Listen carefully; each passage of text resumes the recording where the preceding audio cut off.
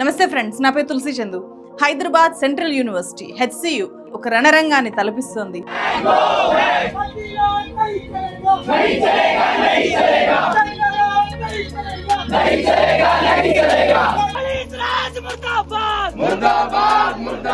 They are not allowed to bring JCBs inside. They are not allowed to clear any land right now because there is no authoritative word on which land belongs to them. So Revanth Reddy has chosen to violate every legality in order to take this land away from us. పోలీసులు పెద్ద ఎత్తున యూనివర్సిటీలోకి వెళ్లారు. అక్కడున్న విద్యార్థుల్ని అణచివేయడానికి ప్రయత్నం చేశారు. ఉగాది రోజున రేవంత్ రెడ్డి గారు మాకు చాలా పెద్ద గిఫ్ట్ ఇచ్చారు. యూనివర్సిటీకి సంబంధించిన ల్యాండ్ని దౌర్జన్యంగా దోచుకుంటుంటే మేము అడ్డుకోవడానికి పోయిన మా విద్యార్థి సంఘాల నాయకుల్ని దౌర్జన్యంగా కొట్టి అరెస్ట్ చేసి వ్యాన్లోకి తీసుకుపోయారు. From last 50 years we are staying in this land. We are fighting for our land. We are not fighting individual here. I want to make the declaration to you that it is high time that we remind you this state was fought on the basis of land. The state was fought on the basis of water. The state was fought for public resources. So you and make this declaration to Revanth Reddy that for every single student that you detain, hundreds will take their place. That for every single woman you come here and indignify, 100 women will take her place. University భూముల్ని కాపాడుకోవడం కోసం విద్యార్థులు చేస్తున్న పోరాటాన్ని పోలీసులు, రాష్ట్ర ప్రభుత్వం అణచివేస్తోంది అని చెప్పి విద్యార్థులు ఆగ్రహం వ్యక్తం చేస్తున్నారు. ఈ సమస్య కేవలం హైదరాబాద్ సెంట్రల్ యూనివర్సిటీది కాదు, అక్కడ ఉంటున్న 5,000 మంది విద్యార్థులది కాదు. వాళ్ళు ఇప్పుడు అక్కడ చదువుకుంటున్నారు. రేపొద్దున వాళ్ళ కెరియర్స్లోకి వాళ్ళు దేశ నలుమూలలకి వెళ్ళిపోతారు. ఇది హైదరాబాద్ ప్రజల సమస్య. ఇక్కడ పుట్టి పెరిగే పౌరుల స్వచ్ఛమైన గాలి సమస్య. ఇది ప్యూర్లీ తెలంగాణ పౌరుల పర్యావరణ సమస్య.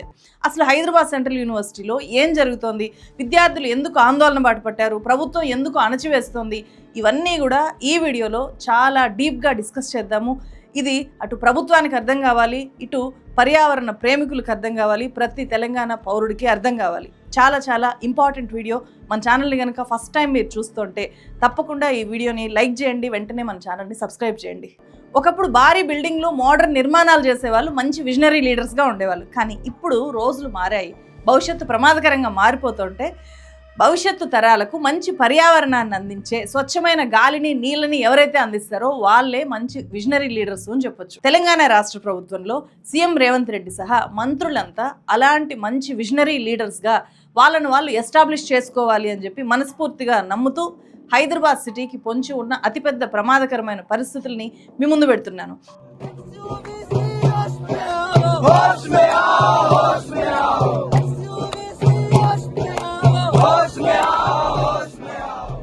హైదరాబాద్ మహానగరంలో స్వచ్ఛమైన గాలినిచ్చే లంగ్ ఏరియాస్ రెండున్నాయి, ఊపిరితిత్తులు లాంటి ప్రాంతాలు రెండున్నాయి. వాటిలో ఒకటి 390 ఎకరాల్లో ఉండే KBR పార్క్, రెండోది ప్రస్తుతం 1580 ఎకరాల్లో ఉన్న హైదరాబాద్ సెంట్రల్ యూనివర్సిటీ HCU. ఇది హైదరాబాద్ సెంట్రల్ యూనివర్సిటీకి సంబంధించిన వీడియోనే, ఒకసారి చూడండి.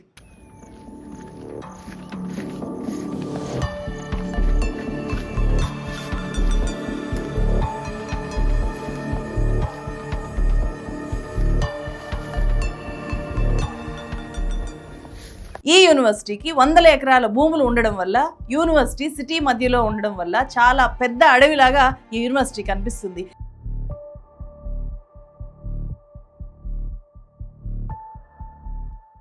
ఈ సిటీలో ఉండే ఫారెస్ట్, ఈ ఫారెస్ట్లో నక్కలు, తోడేళ్లు లాంటి క్రూర మృగాలు లేవు, కానీ విద్యార్థులు లాంటి జింక పిల్లలు, దుప్పులు, నెమళ్ళు, 100 రకాల పక్షులు, అరుదైన తాబేళ్లు ఇక్కడున్నాయి. హైదరాబాద్ సిటీలో ఉండే ఈ అతిపెద్ద లంగ్ స్పేస్ ఇప్పుడు ప్రమాదంలో పడింది. HCUకి చెందిన 400 ఎకరాల భూముల్ని రాష్ట్ర ప్రభుత్వం IT కంపెనీలని ఏర్పాటు చేయడం కోసం లేఅవుట్లుగా మార్చి అమ్మాలి అని చెప్పి ఒక ప్రమాదకరమైన నిర్ణయం తీసుకుంది. ప్రభుత్వానికి ఆదాయమే కావాలి అంటే సిటీకి లంగ్ స్పేస్ లాంటి యూనివర్సిటీ ఫారెస్ట్ భూములే కావాలని అని చెప్పి విద్యార్థులు చాలా రోజులుగా ఆందోళన చేస్తున్నారు. #సేవ్ కంచె గచ్చిబౌలి అనే క్యాంపెయిన్ ని స్టార్ట్ చేశారు. ఇక్కడ రాజకీయ పార్టీల ప్రమేయం 1% కూడా లేదు. ఇది 100కు 100% విద్యార్థులు, ప్రకృతి ప్రేమికులు చేస్తున్న మూమెంట్. కానీ సీఎం రేవంత్ రెడ్డి గారు అసెంబ్లీలో మాట్లాడుతూ ఏమన్నారు? భూమిని సుప్రీం కోర్టులో కూడా కేసు గెలిచి ఆ భూమిని వెనక్కి తీసుకొని ఆ భూమిని ఈరోజు మనం అభివృద్ధిలో భాగంగా TGIIC కేటాయించి అక్కడ IT కంపెనీలు, ఇతర పరిశ్రమలు రావడానికి అవసరమైన లేఅవుట్ చేయండి అని చెప్పి ఈ రోజు ఒక అభివృద్ధి కోసము ఒక కాంక్రీట్ ప్రపోజల్తో ముందుకు వస్తే ఈరోజు అక్కడ ఏదో రిజర్వ్ ఫారెస్ట్ ఉన్నట్టు, రిజర్వ్ ఫారెస్ట్లో అత్యంత ఏమంటారు జీవరాశులు ఉన్నట్టు, జింకలు పులులు సింహాలన్నీ ఆనే ఉన్నాయి అన్నట్టు, జింకలు పులులు సింహాలు లేవు అధ్యక్ష. ఆ చుట్టుముట్టుతో కొన్ని గుంటనక్కలు చేరి ఇట్లా వ్యవహరిస్తున్నాయి అధ్యక్ష. గుంటనక్కలకు గుణపాఠం చెప్తాం అధ్యక్ష. గుణపాఠం చెప్పాలి అన్న విద్యార్థులు జింకలు నెమళ్ళు తాబేళ్లు పక్షులు తప్ప ఇక్కడ గుంటనక్కలు లేవు. అందుకే సీఎం వ్యాఖ్యల్ని కాంగ్రెస్ పార్టీకి చెందిన యూనివర్సిటీ విద్యార్థి విభాగం NSUI తీవ్రంగా ఖండిస్తూ ఇలా ఒక ప్రకటనని రిలీజ్ చేసింది. No tigers, no deers, no sense అని చెప్పి తీవ్రంగా స్పందించింది. ఇన్సెన్సిటివిటీ, అవుట్రేజియస్ కామెంట్స్ అని చెప్పి సీఎం రేవంత్ రెడ్డి వ్యాఖ్యల్ని NSUI తప్పుపట్టింది. ఈ 400 ఎకరాల భూమిలో 734 రకాల చెట్లున్నాయి, 220 పక్షి జాతులున్నాయి, అనేక రకాల మమ్మాల్స్ అండ్ రెప్టైల్స్, క్షీరదాలు, సరీసృపాలు ఉన్నాయి అని చెప్పి NSUI ప్రకటనలో స్పష్టంగా చెప్పింది. అంతేకాదు మన దేశంలో లీగల్ ప్రొటెక్షన్ ఉన్న నక్షత్ర తాబేళ్లు కూడా ఈ HCUలో ఉండే చాలా పెద్ద వాటర్ బాడీస్లో ఉన్నాయి. అనేక వాటర్ బాడీస్ మనకు HCU క్యాంపస్లో కనిపిస్తాయి. ఒక యూనివర్సిటీ రన్ అవ్వడం కోసం 1500 ఎకరాల భూములు ఎందుకు అసలు? ఒక 400 ఎకరాల భూమిని ప్రభుత్వం అభివృద్ధి కోసం తీసుకుంటే వచ్చే నష్టం ఏంటి? ప్రభుత్వానికి మాత్రం భూమి ఎక్కడి నుంచి వస్తుంది? ఆకాశంలో నుంచి రాదు కదా. ఇలాంటి ప్రశ్నలు చాలా సహజం ఈ ఇష్యూ అర్థం కాకపోతే. విశ్వవిద్యాలయము అంటే 4 భవనాలు కాదు, 2 హాస్టళ్లు కాదు, ఆధునిక మేధావులు సృష్టించే సువిశాల ప్రయోగశాల. మన దేశంలో HCU కంటే ఎక్కువ భూములున్న యూనివర్సిటీస్ చాలానే ఉన్నాయి. ఉత్తరాఖండ్లో GB పంత్ యూనివర్సిటీకి 12,600 ఎకరాల భూమి ఉంది. చౌదరి చరణ్ సింగ్ హర్యానా అగ్రికల్చరల్ యూనివర్సిటీకి 8,600 ఎకరాల భూమి ఉంది. మన ఉస్మానియా యూనివర్సిటీ కూడా 1,600 ఎకరాల భూమి ఉంది. మన లీడర్లు ప్రపంచ స్థాయి విద్య మన దగ్గర అందిస్తాము అని చెప్పి చెప్తారు కదా. ఆ ప్రపంచ స్థాయి యూనివర్సిటీస్ లో ఆక్స్ఫర్డ్ యూనివర్సిటీకి 2,000 ఎకరాలు, హార్వర్డ్ యూనివర్సిటీకి 5,076 ఎకరాలు, కేంబ్రిడ్జ్ యూనివర్సిటీకి 1,500 ఎకరాల భూమి ఉంది. నిజానికి HCUకి 1975లో ఇందిరాగాంధీ ప్రభుత్వం కేటాయించిన మొత్తం భూమి 2,324 ఎకరాలు. ఈ 50 ఏళ్లలో వివిధ ముఖ్యమంత్రులు అనేక అవసరాల కోసం 810 ఎకరాల HCU భూముల్ని ఇప్పటికే తీసేసుకున్నారు. ఎప్పటికప్పుడు ఎంతెంత భూమి తీసుకున్నారో నేను ఇక్కడ ఒక లిస్ట్ ఇచ్చాను.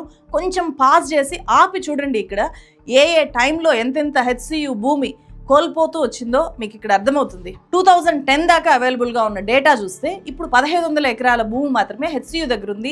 అందులో 400 ఎకరాలు అమ్మేస్తే మిగిలేది 1,100 ఎకరాలు మాత్రమే. ఈ 400 ఎకరాల భూమి తీసుకునే లీగల్ రైట్ తెలంగాణ రాష్ట్ర ప్రభుత్వానికి ఉందా అంటే 100% ఉంది. ఎందుకుందలా? ఇక్కడే ఈ యూనివర్సిటీ చరిత్రని కొంచెం డీటెయిల్గా చెప్పే ప్రయత్నం చేస్తాను. అప్పుడే మీకు ఈ యూనివర్సిటీకి తెలంగాణలో జరిగిన తొలి తెలంగాణ ఉద్యమానికి, ఆంధ్రప్రదేశ్లో జరిగిన జై ఆంధ్ర ఉద్యమానికి అసలు కారణం ఏంటి అని కూడా మీకు అర్థమవుతుంది. ఆంధ్ర రాష్ట్రం తెలంగాణలో కలిసిపోయి ఆంధ్రప్రదేశ్ ఏర్పడ్డ తర్వాత, హైదరాబాద్ రాజధాని అయిన తర్వాత 1919 నుంచి అంటే నిజాం టైం నుంచి హైదరాబాద్ స్టేట్లో అమల్లో ఉన్న ముల్కీ రూల్స్ రద్దు చేయబడ్డాయి. ఇందిరాగాంధీ గవర్నమెంట్ వాటిని రద్దు చేసింది. హైదరాబాద్ స్టేట్లో విద్యా ఉపాధి అవకాశాలు స్థానికులకు మాత్రమే ఉండాలి అని చెప్పి ముల్కీ రూల్స్ చెప్తాయి. ముల్కీ అంటే స్థానికుడు అని అర్థం. హైదరాబాద్ సిటీ కోస్తాంధ్ర రాయలసీమ ప్రాంతాలకు కూడా రాజధాని అయిన తర్వాత, ఇదంతా ఆంధ్రప్రదేశ్ రాష్ట్రం అయిన తర్వాత ఈ ముల్కీ రూల్స్తో ఆ ప్రాంతాల వాళ్ళకి వాళ్ళ విద్యకు ఉపాధికి పెద్ద సమస్య ఏర్పడింది. అందుకే 1967లో ఇందిరాగాంధీ ఆ ముల్కీ రూల్స్ని రద్దు చేశారు. అయితే ఈ నిర్ణయము యువత ఉపాధి అవకాశాలకు, తెలంగాణలో ఉండే యువత ఉపాధి అవకాశాలకు నష్టం చేస్తుంది. కాబట్టి తెలంగాణలో చాలా పెద్ద ఎత్తున తిరుగుబాటు మొదలైంది. అలా మొదలైన తిరుగుబాటే 1969కి తొలి తెలంగాణ ఉద్యమానికి దారితీసింది. ముల్కీ రూల్స్ని సమర్థిస్తూ సుప్రీంకోర్టు 1971లో తీర్పిచ్చింది. తెలంగాణ సంబరాలు చేసుకుంటే ఆ తీర్పు తర్వాత ఆంధ్ర ప్రజలు ఆందోళన బాటపట్టారు. అదే ఆంధ్ర రాయలసీమల్లో జై ఆంధ్ర ఉద్యమానికి దారితీసింది. అంటే ఆంధ్ర తెలంగాణ ప్రాంతాల మధ్య ఈ ముల్కీ ఇష్యూ అనేది మింగమంటే కప్ప కోపం, కక్కమంటే పాము కోపం అనేలాగా ఇందిరాగాంధీ గవర్నమెంట్కి చాలా పెద్ద తలనొప్పిగా మారిపోయింది. అప్పుడు ఈ ఇష్యూని ఎలాగైనా సాల్వ్ చేయాలి అని చెప్పి ఆ ముల్కీ నిబంధనల్లో ఉండే స్థానికతను రీడిఫైన్ చేస్తూ 6 పాయింట్ ఫార్ములాని అమల్లోకి తీసుకొని వచ్చారు. ఆ 6 పాయింట్ ఫార్ములా ప్రకారం మొత్తం ఉమ్మడి ఆంధ్రప్రదేశ్ను 6 జోన్లుగా చేశారు. 4 ఏళ్ళు ఎక్కడుంటే అక్కడే స్థానికత వచ్చేలాగా నిర్ణయాలు తీసుకున్నారు. తెలంగాణ ప్రాంత అభివృద్ధి కోసం ప్రత్యేక నిధులు కేటాయించారు. అందులో భాగంగానే ఆ 6 పాయింట్స్లో 4th పాయింట్గా హైదరాబాద్లో ఒక పెద్ద యూనివర్సిటీ ఉండాలి, కేంద్ర ప్రభుత్వ నిధులతో ఏర్పాటు చేయాలి, 2 ప్రాంతాల ప్రజలు అక్కడ చదువుకునే అవకాశాలు అప్పుడు పెరుగుతాయి అని చెప్పి ఒక పెద్ద సమస్యకి ఒక సొల్యూషన్లో భాగంగా 6 పాయింట్ ఫార్ములాలో భాగంగా 1974లో హైదరాబాద్ సెంట్రల్ యూనివర్సిటీని ఒక ప్రత్యేకమైన పార్లమెంటు చట్టం ద్వారా ఏర్పాటు చేశారు. Welcome to University of Hyderabad, one of the oldest central universities that were established by the Act of Parliament. And the most beautiful part of this campus for the university, for the students and parents to look forward, is the serene atmosphere and the natural beauty of the campus, beautiful lakes and also natural rocks, Deccan rocks. This gives a beautiful environment for the students to enjoy while they are learning. 1975లో 2324 ఎకరాల భూమిని కేటాయిస్తూ రాష్ట్రపతి ప్రత్యేకమైన గెజెట్ని release చేశారు parliament ఆమోదంతో. ఇక్కడ జరిగిన అతిపెద్ద చారిత్రక పొరపాటు ఒకటి ఉంది. అదే ఈ మొత్తం సమస్యకు కారణము. భూమిని యూనివర్సిటీ పేరుతో రిజిస్ట్రేషన్ చేయలేదు. అప్పుడు అలా చేసి ఉంటే గనక తెలంగాణ ప్రభుత్వం ఒక్క ఎకరం భూమి, ఒక్క సెంటు భూమి కూడా తీసుకోవడానికి అవకాశం ఉండేది కాదు. సో ఈ భూమి తెలంగాణ రాష్ట్ర ప్రభుత్వ భూమిగానే రికార్డుల్లో అప్పటి నుంచి ఉంది. అలా ఇప్పటికీ కొనసాగుతూనే ఉంది. అదే ఇప్పుడు ఈ భూమిని యూనివర్సిటీ కోల్పోవడానికి ఇది ఒక పెద్ద శాపంగా మారింది. అయితే రిజిస్ట్రేషన్ అనేది అంత ముఖ్యము అని చెప్పి అప్పుడున్న వీసీ కానీ అప్పుడున్న ప్రభుత్వాలు కానీ భావించలేదు. ఎందుకంటే విద్యార్థుల కోసము, భవిష్యత్ తరాల కోసం కేటాయించిన యూనివర్సిటీ భూముల్ని లాక్కునే ప్రభుత్వాలు కూడా వస్తాయి అని చెప్పి ఆ రోజు వాళ్ళు ఊహించలేదు. కానీ ఈ యూనివర్సిటీ భూముల్ని రక్షించుకోవడానికి అప్పట్లోనే 2.5 కోట్లు ఖర్చు పెట్టి అప్పటి విజనరీ వీసీ దీని చుట్టూ కూడా ఒక పెద్ద కాంపౌండ్ వాల్ కట్టించారు. లేకపోతే కనుక ఇప్పటికే ఈ భూమిలో చాలా వరకు ఆక్రమణల్లో పోయేదేమో. క్లియర్గా ఒక విషయం ఉంది, ఈ భూముల్ని అకాడమిక్ పర్పస్ కోసం మాత్రమే వాడుకోవాలి అని చెప్పి స్పష్టంగా రాశారు. అలా వాడుకోకపోతే మళ్ళీ దాన్ని వెనక్కి తీసుకోవచ్చు అని చెప్పి దాని అర్థం. కానీ ఇప్పటిదాకా 810 ఎకరాల భూమిని academic and non academic purposes కోసము రకరకాల పాలకులు అంటే రాష్ట్ర ప్రభుత్వము తీసుకుంటూ వస్తుంది. అకాడమిక్ పర్పస్ కోసం తీసుకున్నప్పుడు ఎప్పుడు అబ్జెక్షన్ చెప్పలేదు ఎవరు కూడా. అలా మొత్తం 810 ఎకరాల భూమిని యూనివర్సిటీ ఇప్పటిదాకా కోల్పోయింది. కానీ ఇప్పుడు తెలంగాణ రాష్ట్ర ప్రభుత్వం ఏకంగా 400 ఎకరాలు తీసుకుంటుండేది అకాడమిక్ పర్పస్ కోసం కాదు, కమర్షియల్ లేఅవుట్స్ వేసి అమ్ముకోవడానికి అని చెప్పి అసెంబ్లీలోనే సీఎం ధైర్యంగా చెప్పేశారు. ఐటీ కంపెనీలు, ఇతర పరిశ్రమలు రావడానికి అవసరమైన లేఅవుట్ చేయండి అని చెప్పి ఈ రోజు ఒక అభివృద్ధి కోసము ఈ 400 ఎకరాలకు సంబంధించి అసలు కోర్టు కూడా ఏంటి, కోర్టులో గెలిచి మేము తీసుకున్నాము అని చెప్పి సీఎం రేవంత్ రెడ్డి ఎందుకు అంటున్నారు, ఇది కూడా అర్థం చేసుకోవాలి. 2003లో సమైక్య ఆంధ్రప్రదేశ్ రాష్ట్రానికి చంద్రబాబు నాయుడు సీఎంగా ఉన్నప్పుడు ఈ భూమిలో 400 ఎకరాలని ఐఎంజీ భారత్ అనే ఒక గ్లోబల్ స్పోర్ట్స్ కంపెనీకి కేటాయించారు. 2004లో వెంటనే చంద్రబాబు నాయుడు గవర్నమెంట్ ఓడిపోయింది, వైఎస్ఆర్ ముఖ్యమంత్రి అయ్యారు. అప్పుడు ఆయన చంద్రబాబు నాయుడు చేసిన ఆ భూ కేటాయింపుల్ని రద్దు చేసేశారు. అప్పుడు ఈ ఐఎంజీ భారత్ కోర్టుకు వెళ్ళింది. ఆ కేసు 18 ఏళ్ల పాటు కోర్టులో నడిచింది. 18 ఏళ్ల తర్వాత తీర్పు వచ్చింది. ఆ 400 ఎకరాల భూమి ఐఎంజీ భారత్కు చెందదు, తెలంగాణ ప్రభుత్వానికే చెందుతుంది. అంటే అది రిజిస్టర్ భూమి కాదు కదా యూనివర్సిటీ పేరుతో, అందువల్ల తెలంగాణ ప్రభుత్వ భూమిగా ఉంది కాబట్టి తెలంగాణ ప్రభుత్వ భూమే అని చెప్పి తేల్చి చెప్పింది కోర్టు. అంటే ఇక్కడ అర్థం ఏంటి, యూనివర్సిటీ భూమిని ఒక ప్రైవేట్ కంపెనీకి కేటాయించారు కాబట్టి ఆ భూమి మళ్ళీ యథాతథంగా యూనివర్సిటీ కిందనే ఉండాలి. కానీ తెలంగాణ ప్రభుత్వము మాకు కోర్టు ఆ భూమిని ఇచ్చేసింది అనేలాగా అర్థం చేసుకుంది. కాబట్టే మేము అమ్ముకుంటాము అని చెప్పి తెగేసి చెప్తోంది. ఆ భూమిని ఈరోజు మనం అభివృద్ధిలో భాగంగా టీజీఐఐసి కేటాయించి అక్కడ ఐటీ కంపెనీలు, ఇతర పరిశ్రమలు రావడానికి అవసరమైన లేఅవుట్ చేయండి అని చెప్పి ఈ రోజు ఒక అభివృద్ధి కోసము.